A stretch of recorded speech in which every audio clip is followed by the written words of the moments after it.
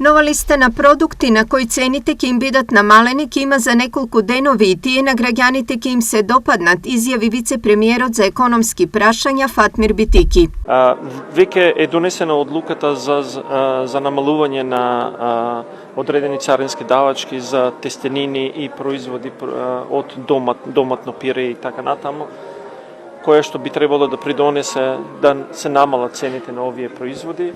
Се разговара и се прават анализите последни за одредени производи кои што се во сегментот на млеко и млечните производи.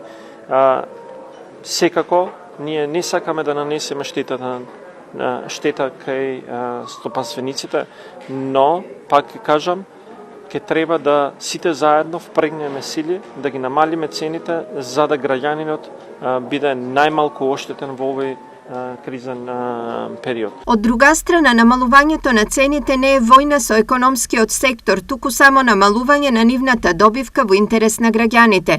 Во ваков случај тие губат минимален дел, но во суштина добиваат сите, образложи Битики. Идејата на давањето на субвенција не беше да овозможиме на компаниите да го зголемат профитот.